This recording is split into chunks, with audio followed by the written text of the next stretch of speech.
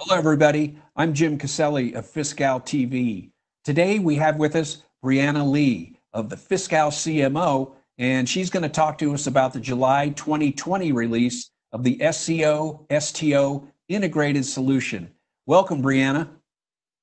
Hi, Jim. Great to be here. Good. I'm glad you're here with us. So tell us, what is the SCO STO integrated solution all about? Yeah, I'd be happy to.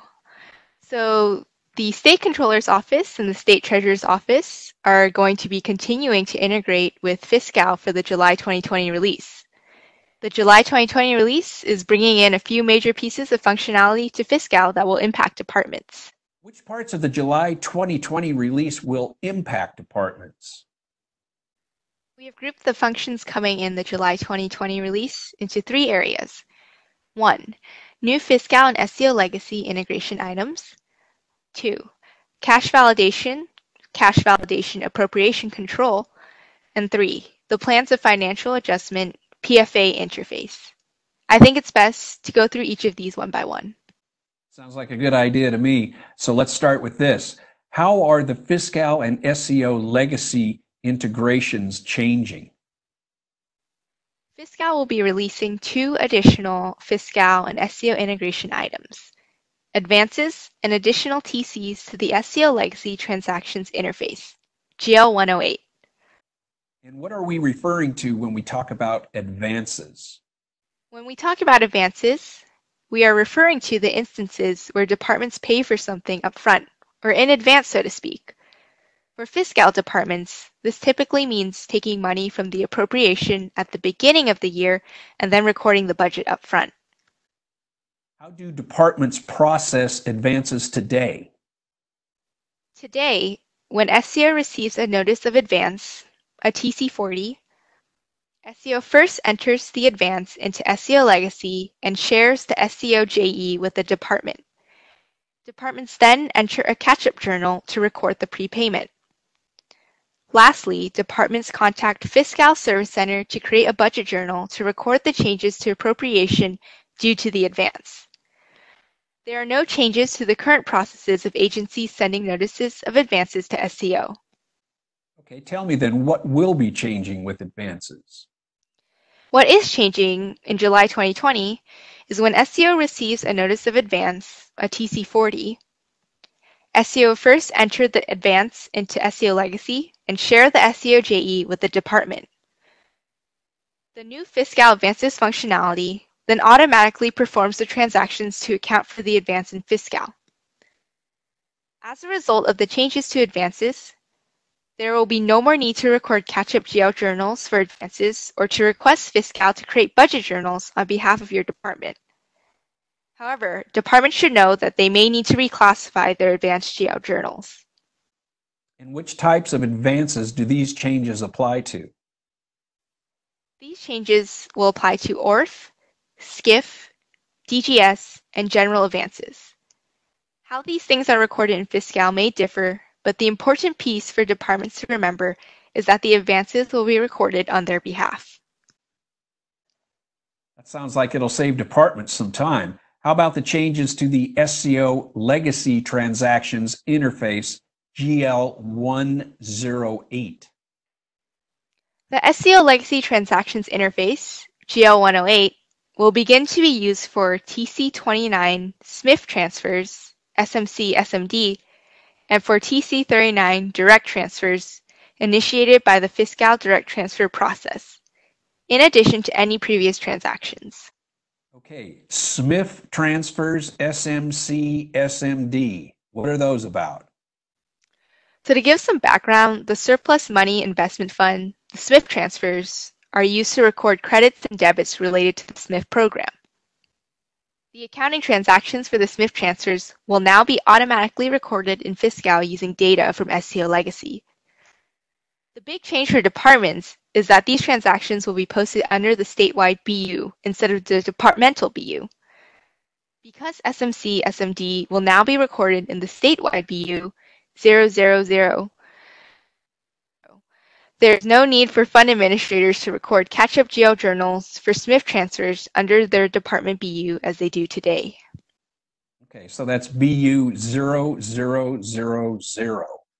How Yes. does recording SMC, SMD in the statewide BU impact departments? Until the full solution is implemented, Fiscal is investigating ways to provide fund administrators access to BU 0000 for SMIF reporting. In 2019, Fiscal actually met with departments to understand their use cases. Fiscal, SEO, and DOF then worked together to design a new business process to make sure that the department's needs were met. This is just the first step of that design, as more functionality is going to be released after July 2020. Fiscal will continue to communicate all future changes with departments as more SMIF transfer functionality is implemented. You also mentioned changes to direct transfers. Can you tell us about that? Yeah, so as of a previous release in March 2020, Fiscal creates GL journals for TC39 direct transfers initiated by billing departments that don't use the Fiscal direct transfer process. Since departments such as DGS use the Fiscal direct transfer process, there is a chance that SEO legacy and Fiscal become out of sync. So how will SEO and Fiscal stay in sync for direct transfers? For the July 2020 release, TC39 direct transfers initiated by a billing department using the Fiscal direct transfer process will post to GL the same night they post in legacy in order to keep SEO legacy and Fiscal in sync. Once the transaction in the AP or AR submodule has posted for your department, Fiscal will automatically reverse out the GL 108 GL journal. The key takeaway of this is that no additional new action will be needed for this process, but departments should remember that they will still be responsible for reviewing the transaction with billers to facilitate the transaction posting. And how will a department know which direct transfers are impacted by this change? The best way for departments to know is by the document ID. Currently, this change only applies to direct transfers with document ID FGS, as DGS is the only billing department that currently uses the Fiscal direct transfer process. All right, let's talk about cash validation appropriation control. When I first heard about this, it seemed like it would have a big impact on departments. And what did the departments need to know? The most important thing that departments need to know is that there is going to be no change to the current process from the July 2020 release. Well, no change is always good, I guess. Tell me, what is that current process? So the current process today is that departments use Fiscal to process payments, and SEO validates that there is enough fund cash and appropriation authority available to cover the payment or movement of the fund cash and SEO legacy. If SEO determines that there is not enough fund cash and appropriation authority to cover the payment or transaction, they either void the transaction and notify departments of the non-sufficient funds, NSF, or contact departments to take appropriate action. To reiterate, everything I just said is going to stay the same in July. Then what will be changing in July? To support the SEO validations, Fiscal is adding a new functionality called CVCVAC to track that there is enough fund cash and appropriation authority to complete transactions directly in Fiscal. In July, your department may see CVCVAC related warnings if Fiscal identifies that there is not enough fund cash or appropriation authority, but your transaction activity is not going to be prevented. It sounds like the CVCVAC functionality is just tracking department Fiscal transaction activity, and departments should just be aware of this. Is that the case? Yes. For the July release, everything about the current process will remain the same. In the future, there will be control functionality added to CVCVAC, but Fiscal will give departments plenty of notice before any of these changes occur. And I keep hearing about the Pfa interface. What is it about this interface that departments should be aware of? So today, departments run the PFA query or report summarizing PFA-related activities from LD, allocations, manual allocation GL journal, journal vouchers, and they use this information to prepare and submit paper transaction requests, TC36, to SEO on a monthly basis. That sure sounds like a lot of work. It is. So to help departments with the PFA process, we will be making some changes as part of the July 2020 release. The new Fiscal Pfa Interface functionality will allow departments to create the TC36 directly in Fiscal. This TC36 will interface to SCO Legacy when it is ready. And what does that entail?